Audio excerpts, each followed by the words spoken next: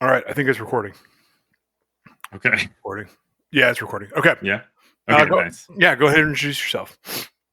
Yeah, I'm John Diddert, also known as Pups McGee on the Discord. Um, Old school Magic player from Lexington, Kentucky, who is I don't know unaffiliated, mostly with any club. Kind of being in the middle of nowhere here, uh, and yeah, that's me. That's you. And we're here to talk today about, I guess, unpowered old school magic in Uh, particular. I Uh, lost your sound. what'd you say?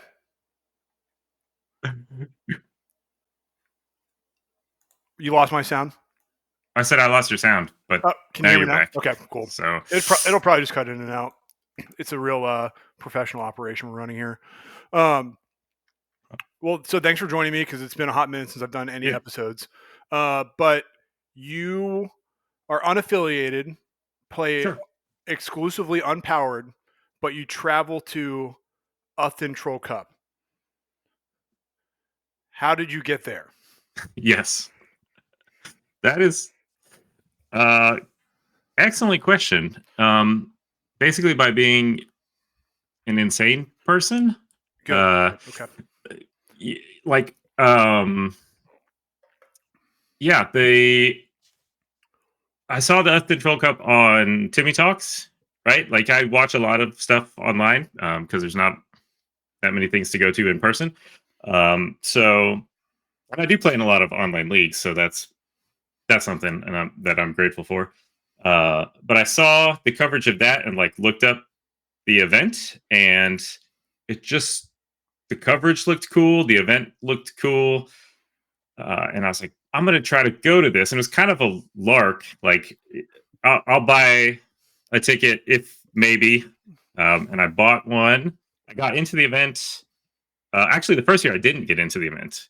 Okay. Like I said, I would like to go, and Louis, the guy who runs X Point, like I was helping him with some videos, and so he's like, "Oh, I know Ron, the guy who runs it. I could get you an invite." And I was like, "No, I don't want to be." I didn't understand what he was saying, so I was like, Mhm. "I'm not a special person. Like, no, I don't need an invite. I'm just gonna get a ticket." But I didn't understand that like The there are no invite is the tickets. ticket. Yeah, the The invite invite is the is the ticket. Yep. ticket. Yes, and so when it opened to the public, there were no tickets left, and I just went anyway, which is like kind of dumb. I played in an Odal, and I played against Ron. I'm not sure if he put me in his group on purpose, like before I went the first time. And we were just chatting, and he's like, "If you come, you can probably play." Like he really didn't. I don't think he thought I would come at all. And I was like, we had like a really good year in our housewives, and I was like, you know what, I can go. Let's go. And so I went and I showed up, and Ron was like, "Oh, you're here. Okay, I guess you can play." And Nice. you know, um, but it's just the thing that I love about that tournament uh, is that it's a bunch of weird stuff, Okay. right? Like there is a main event Swedish, and that's exactly what you think it would be, right? And but there's like a repack draft, and they always do some weird cube style thing, or weird, like they just do weird formats, and the entire thing is like in the same space. So it's not like you go to LobsterCon, and I hear there's a lot of like cool stuff happening if you go to this bar or at so and so's house or at this hotel. This is just like the main event space, 100, 200 people doing cool stuff. You know, Love it. Love it. yeah, I'm going to back up like probably 20 plus years, but sure. how did you first get into Magic? Like, did you start during 93, 94 or later? I did. Yeah, I started in like sixth or seventh grade. My neighbor was playing, like he's playing out on the sidewalk. And I just saw the cards and I was like, that looks so cool. Convinced my super Christian dad to take me to the Devil's comic book store Yes. and Yep. give me some magic cards. And that was it. Like, sort of never looked back. Did Um, did you stop playing Magic? Like, did you have you been continuously playing Magic for like 90, like 93 up? no, I took some breaks. I got out I got out around the like Urza's block nonsense. I Okay. was like, this is not for me. And then um, when I and then I got out when I first got married. It was just like too insane, and a lot of other life stuff happened where it just wasn't super convenient. So I missed a couple years there. But other than that, pretty continuously. What how did you find like what I'll call the new old school? So like how did you find like old school as it exists today? Sure. Um, so I was playing standard and modern and drafts with my younger brother. He's 14 years younger than I am, so he was like in college, like grinding, doing the thing, and I was like, "Yes, okay, I'm back. Like I'm back." And I didn't realize like being back at 37, 38 is like way different than being back at 22, 23. And it's just not fun to be because everybody else is 22, 23, and they're all super trying hard, and that's great for them, and it's great if that's what you want to do. I didn't want to do that. I didn't want to run through the sets over and over again. And so I think I just found it on Reddit somehow.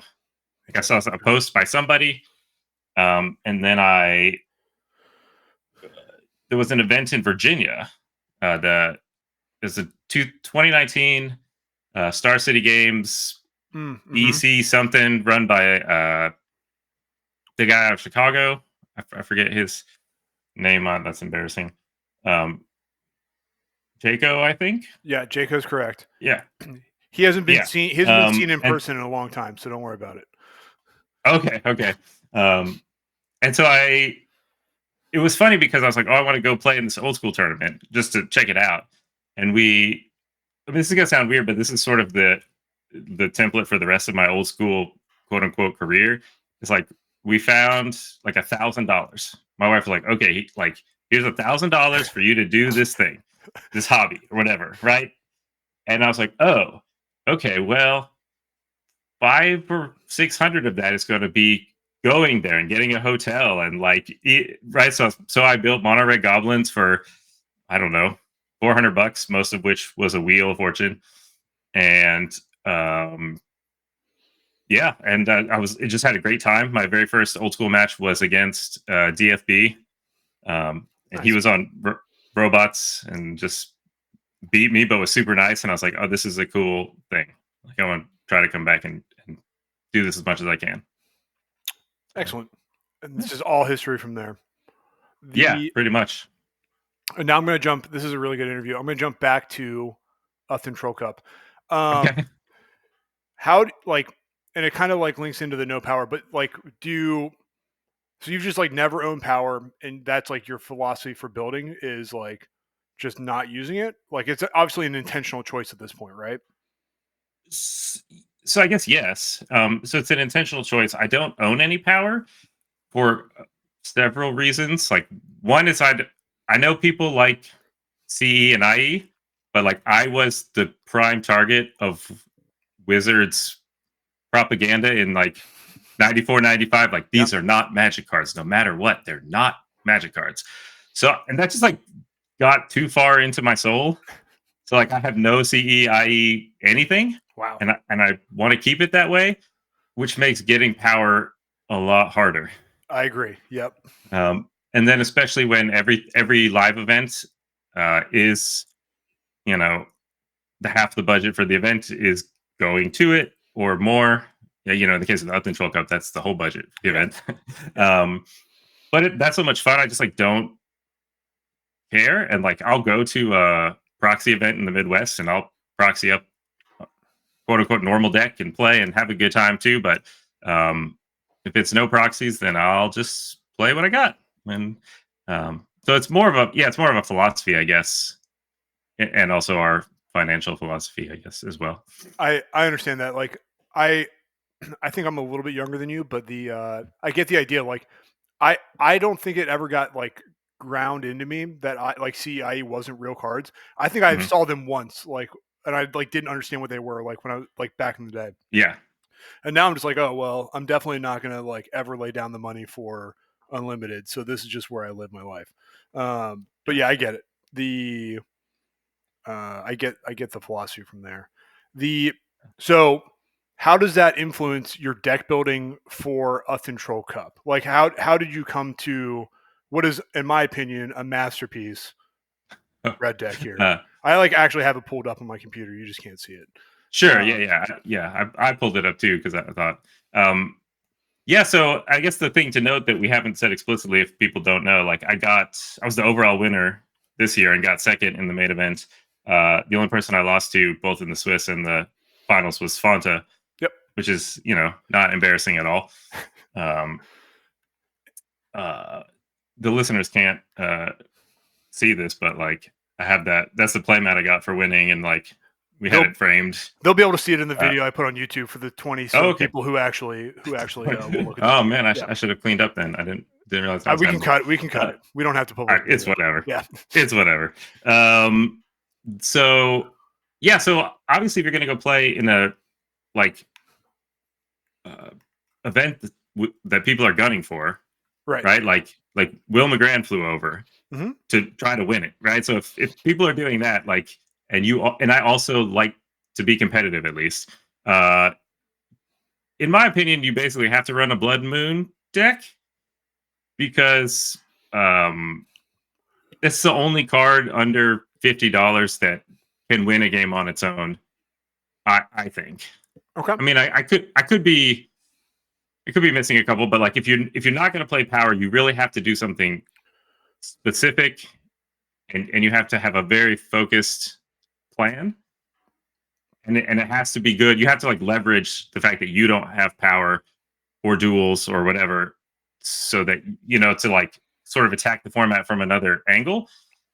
And so yeah, that's where I started once I knew that like we didn't win the lottery the week before and I wasn't gonna like go out and buy a set of Our power. set power. uh, Yeah, I get it. I yeah, get it. yeah, so like The uh, how did the Earth Elementals work out for you in the they, tournament? Obviously, they well, but were like any key moments there? uh they they worked fine. Like they did exactly what I wanted them to do, which is like everybody's playing Suchi because it's Swedish. Right. So I need something with 5 toughness. And so I mean they worked well. Like I rarely boarded them out. They were just like in the deck the whole weekend, part of the package. Like I think I boarded out Shivan more often than I boarded out Earth Elemental just Huh. because it was more expensive. Like yeah, I don't know. I was joking I have in my Derby deck that like I'm also playing mono red Blood Moon again and like a little leaner. And I'd rather have Earth Elemental over half the cards in the deck that I'm trying out. All Like, right. It yeah. sounds like you're the Earth Elemental for mono red players. Okay. I mean, maybe. Especially, I guess with Suchi's running around, that's a pretty good point. Pretty good point. Right. What? How many ancestral recalls did you fork? That's all I really want to know.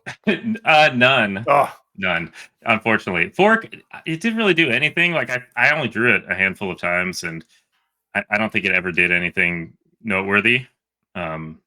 Which is that's fine. It was just a one the of as one of like, yeah. yeah, like maybe I'll get somebody. I didn't. Last question: the Yeah. artifact blast. Did you get anybody with Yeah. that? I did. I think Hell yeah! I blasted a couple orbs, right? Because that's the big answer to Blood Moon that everybody has. So I did blast a couple of orbs and a couple Suchis. Like it was good. Um, It's like one of my pet cards. I just wanted to ask about it because I saw the card in the sideboard. The uh, any like key matchups that you thought like went particularly well or not? I guess I mean they all went fairly well, but like any ones that stand out um, to you? the I mean, part of my success there was like sort of dodging Lion did Bolt because that the Blood Moon decks are not that good against decks running 4 Vice, 4 Chains, 4 Lightning Bolts. And in Swedish it's Ironclaw Orcs and Dibs. So like, um, I only played 1.5 of those, and so and the other my opponents just got pretty unlucky in those matches. I played a lot of uh sort of just 5 color good stuff decks, and they're all running one Pearl, one Chaos Orb. And if they don't draw those, like, and you have a Blood Moon, you win the match. So that's how a lot of the games were not actually that interesting, because I played a Blood Moon on turn 3, and they were like, "Oh, I wasn't expecting that," and then they didn't do anything else except discard, until I killed them. So, um, yeah. So I don't think so. The match I was most nervous about was the top 4 match. It was against like a blue white moat, like kind of like double S deck, I think. Like um, and it was because I was like, oh, I don't know if I can. It's very hard for me to kill a Sarah Angel.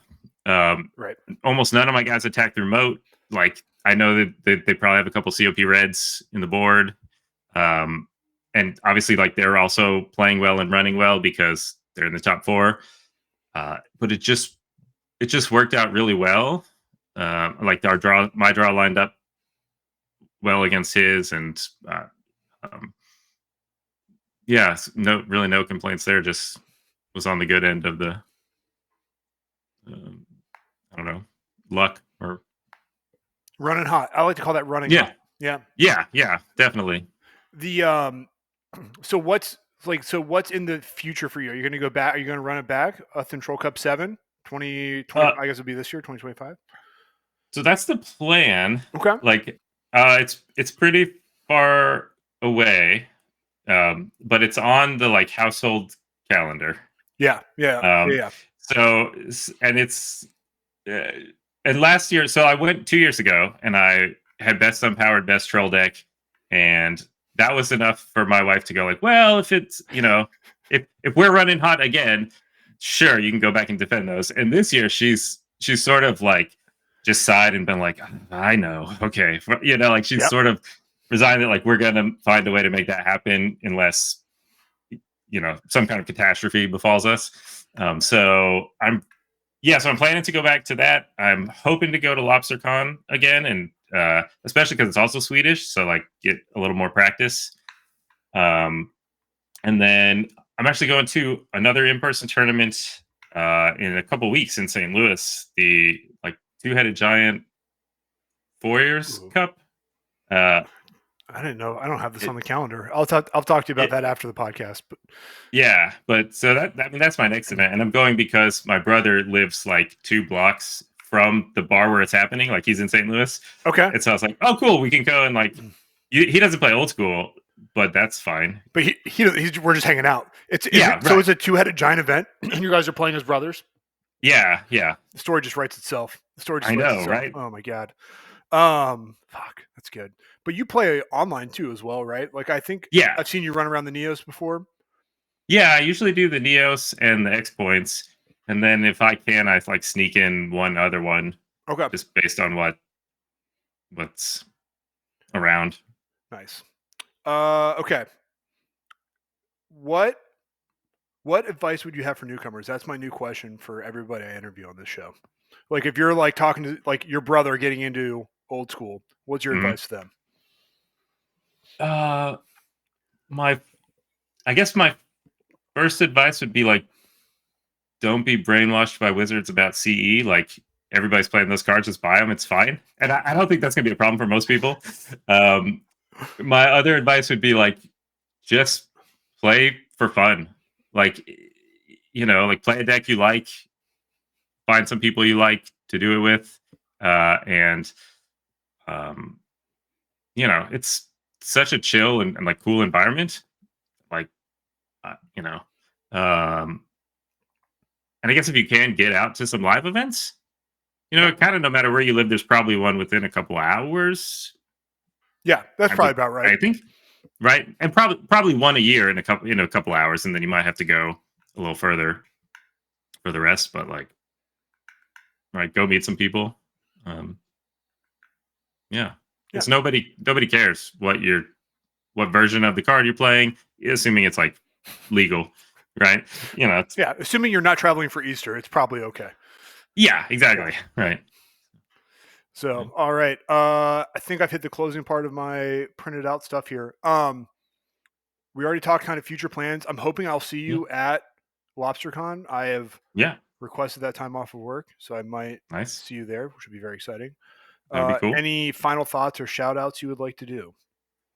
Um, I guess like I just shout out like all the organizers of this stuff. Like Sure. Ron and Richard, Hank, the guys who organized the Youth and Trail Cup, and like DFB and Jared, all the guys who run the Neo stuff. Like I, I'm a lone wolf, and so I just like really appreciate that people are putting things together for other people to go to, and like I said, met all the Quest for Fire guys through LobsterCon because I went in person, and that wouldn't have happened otherwise. It's just like getting more and more connected. So just like huge shout out to all the organizers, and then like obviously shout out to my wife for putting up with all of this that she doesn't. She understands that I like it, but not what it is, or you know. So she has a lot of patience for that, and I appreciate it. The key is to invite them along when it's like in a good location and be like, Yeah, we're gonna do like you like add a family vacation. That is the key to old school events as they get further away from the house. yeah. What was I gonna say? That's it, dude. It's been nice to Okay. meet you. Yeah, yeah. Same. We can keep talking about stuff. I don't care at this point. I just want to make sure we hit the highlights. I mean, like it's pretty Sure. like to me, it's like insane, right? Like this deck, you beat like 210 people in the middle of Europe, like, and we're not talking like uh you're like random 210 people. It's a lot of heavy hitters, so that's why I thought was like just Yeah. super impressive. Uh, and I actually was at Yeah. work while you were playing, and I stopped what I was doing and sat Oh. there and watched it. So Oh, cool. Yeah. I mean yeah, it was fun. Like it was a great time, and like part of it was like I was running. I think the deck is good. Like I think it's yeah, well positioned as an unpowered deck can be. Um, there's not so much I would change about it, right. and uh, and I was running hot, and my opponents were sometimes running cold. And the other part about going to Europe as an American, which became more apparent as the day went on, is like it's it's midnight there, like when we're playing the top four. Right. But I think it's 7, Yeah, right? it's an advantage. I Don't yeah, tell. Don't yeah. Okay, I won't tell please be anybody. quiet. But yes, Sure. everybody knows. Okay. Yeah, like Yes. Right. I was like, oh, I'm feeling great, and people are like trying to stay awake. yeah, I'm like, they're dragging. I'll take it. But You know. it gets you on the run back. It gets you when you fly back. That's the problem. Oh, for sure. You lose days Yeah, yeah, on the that's back. the Yeah. hardest part. All Yeah. right, dude. I think I'm gonna cut this. Let me just make sure I didn't want to ask you any other sick questions. I don't think there Mhm. is. Okay. All right. I'm gonna hit the stop button.